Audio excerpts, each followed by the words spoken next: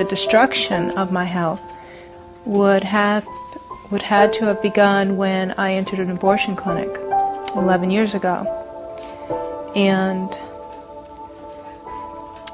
since then, I've suffered greatly from infertility, which threatened the family that I've always dreamed of having. And now, at the age of 32, I sit before you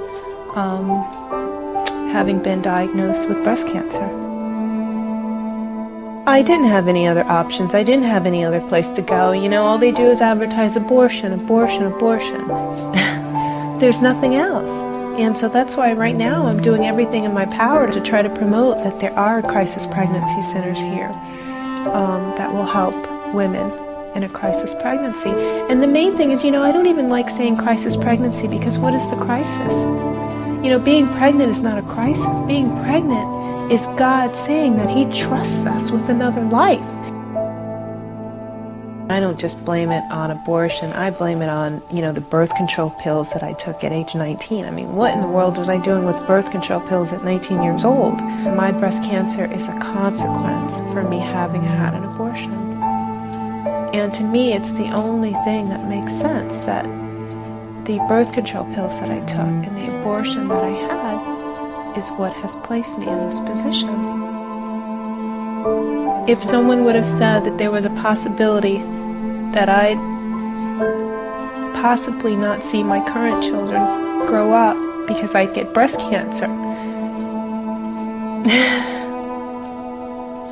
would I still have made that decision? If someone would have said that at the age of 31 you're going to lose your breast, there is tremendous pain with breast cancer. And if someone would have told me 11 years ago that, Charnette, you would have breast cancer, and this is what breast cancer is, this is how it feels, I would say I would have thought a lot harder and a lot stronger on whether or not I would have made that choice back then.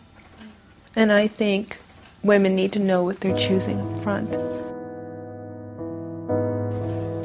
See, the thing with abortion that people don't realize, that women don't realize, is that there's so much talk about women's health.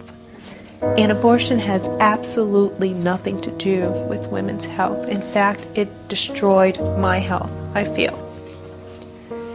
And so if I had someone tell me that there's a crisis pregnancy center that would actually embrace me and embrace my child, and to, in a way, support me in being a mother, I honestly believe that I would have kept my child. See, when I walked into an abortion clinic, I walked there because, you know, I mean, I had a good job at the time. I mean, I was dating someone. We'd been together for a number of years. We'd actually lived together. And what he said to me was he didn't want to get married. So here I was, this woman who had these dreams from such a young age. You know, how could I let that dream of the children, the family, and the house, I just didn't want to let go of it. So how could I bring this baby into the world? So if I knew back then that there was someone, an agency, a place that would have taken care of me, that would have helped me and my child, that would have told me that, Charnette, the greatest gift in this world is having a child, I would have never had an abortion. This is a scar where a breast is no longer. And I embrace this scar because, like I said, I feel it's a consequence of what I have done.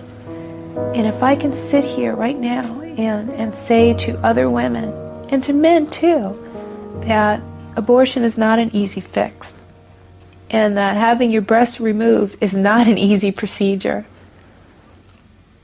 If I can say that, and if I can change another woman's mind or a young man's mind who's going to tell his pregnant girlfriend, I want you to get an abortion because I'm not ready to marry you, then I feel like I've done something with my life.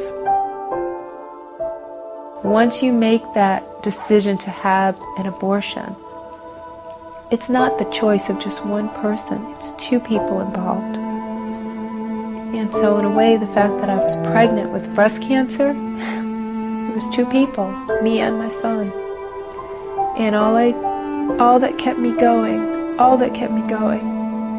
was the fact that I needed to mourn and to grieve from the child that I lost to abortion. And I needed to make sure that my son in my womb was going to make it. And he's here, and I love him so much.